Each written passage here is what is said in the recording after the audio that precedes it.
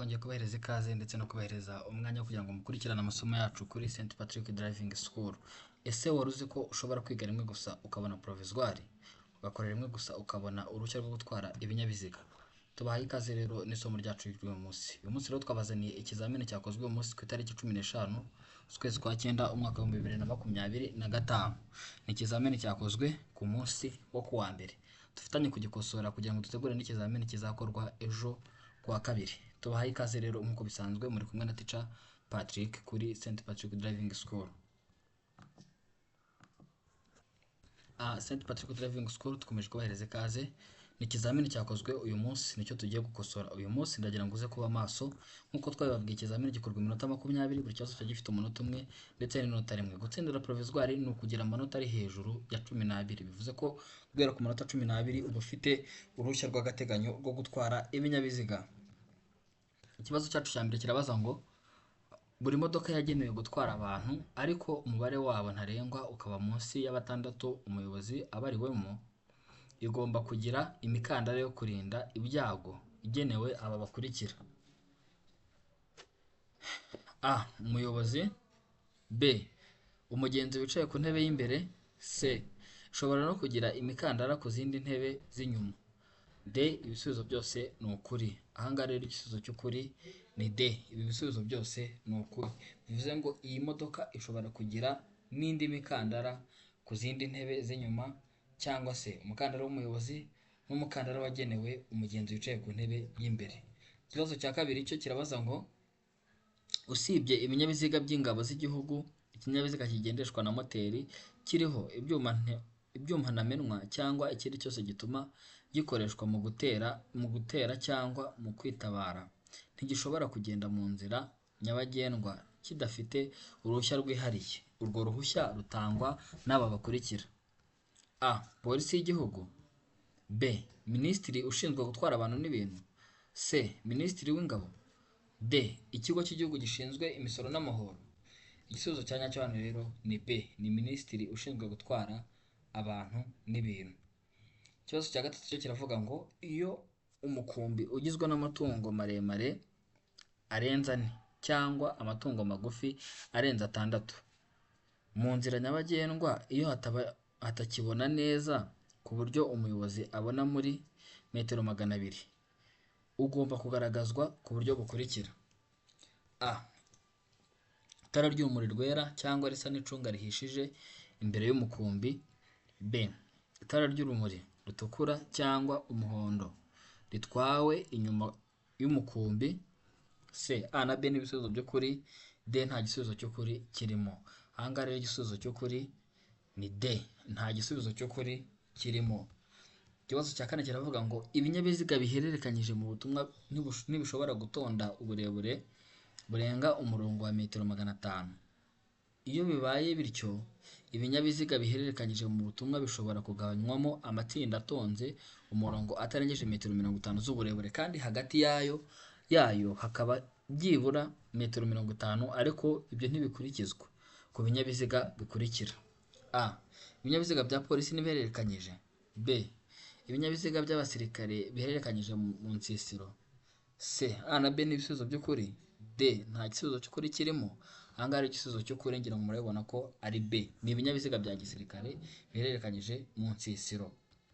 Ikibazo cya gatanu cyo kirabaza ngo iyo ikinyabiziga gikururwa n'inyamaswa nacyo gikuruye ikindi, uburebure bw'ibikururwa bukaba burenga metero 18 hatabariwemo icyo kinyabiziga cya mbere kiziritseho, hagomba ibi bikurikira: A. Umuherekeza w'ikinyabiziga cya kabiri.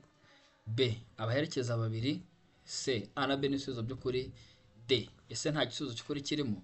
Ahangaha rero igisubizo cy'ukuri ni A. Ni umuherekeza w'ikinyabiziga cya kabiri. Ikibazo cya gatandatu kiravuga ngo ibinyabiziga bikurikira ntibitegetswe kugira ibimenyetso byerekana iyo byambukiranya umuhanda cyangwa bigenda ku ruhande rwawo. A. Ibinyabiziga bigendwamo n'abana. B. Ibinyabiziga bigendwamo n'abamugaye. C. A na B ni ibisubizo by'ukuri. D. Nta gisubizo cy'ukuri kirimo. Igisubizo cy'ukuri rero hano ni C. A na B ni ibisubizo by'ukuri. Naho ikibazo cyacu cya karindwi cyo kirabaza ngo icyapa cy'inyongera kigaragaza ikibanza cy'ingando cyangwa cy'abantu benshi bagendera ku nyamaswa kirangwa n'amabara akurikira: A. Ubururu, umweru n'umukara. B. Umukara, umweru n'umuhondo. C. Icyatsi kibisi, umuhondo n'ikirango cy'umukara. D. Nta gisubizo cy'ukuri kirimo. Ahangaha igisubizo cy'ukuri ni ubururu, umweru ndetse n'umukara. Ubururu, umweru ndetse n'umukara.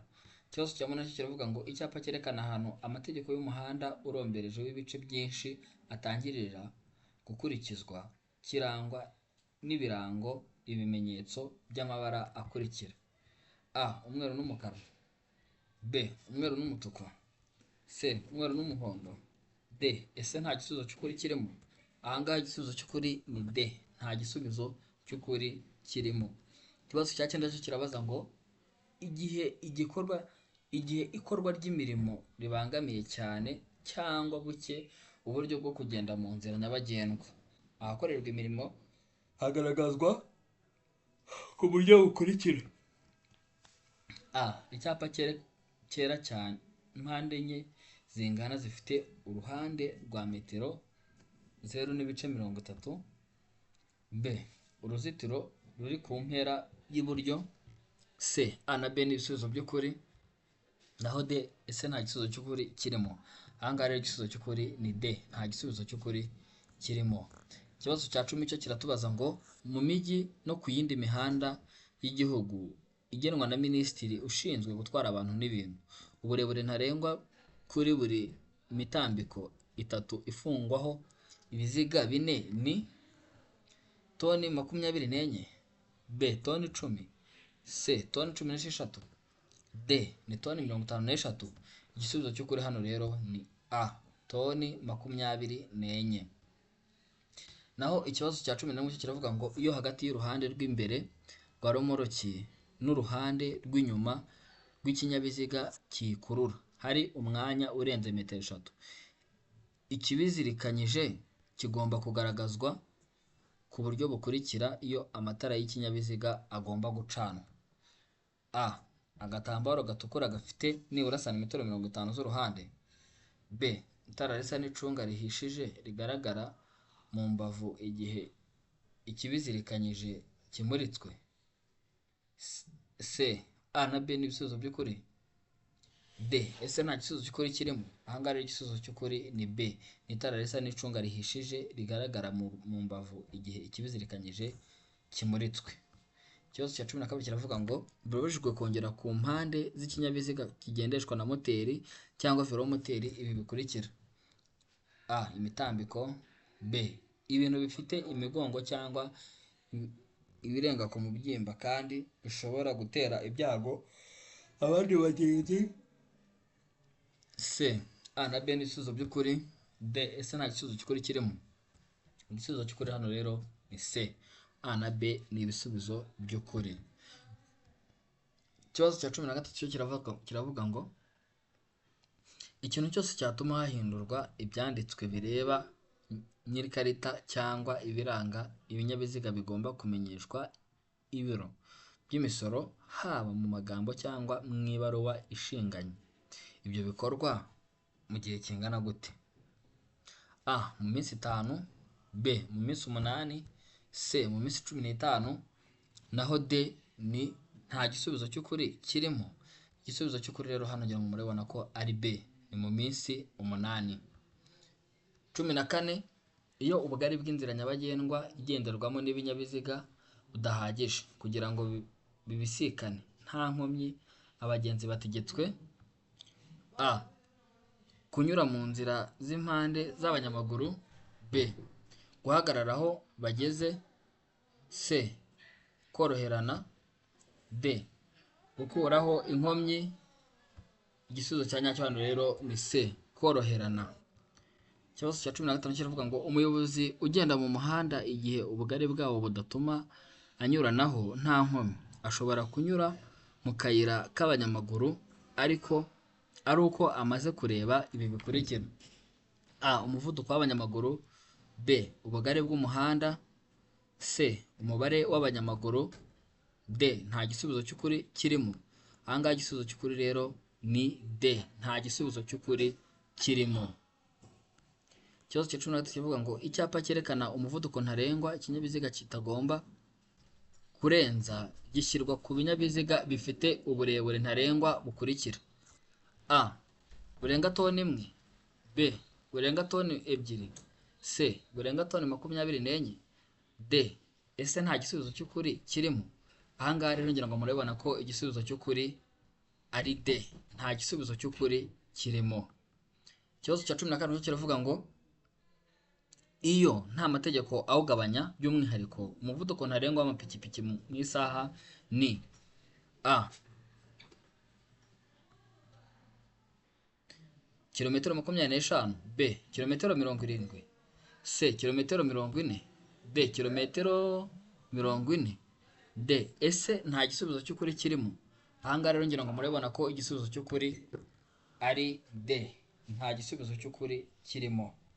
Ikibazo cyacu cya 18 dukomeje hamwe na St Patrick Driving School, tuzirikana ko turi gukosora ikizamini cyakozwe umunsi ku wa mbere tariki 15 z'ukwezi kwa 9 mwaka wa 2025. Ikibazo cya 18 rero cyabazaga ngo ahatari mu nsisiro umuvuduko ntarengwa wa velomoteri mu isaha ni: A kilometero 50, B ese ni kilometero 40, C ese ni kilometero 30, D ese nta gisubizo cy'ukuri kirimo.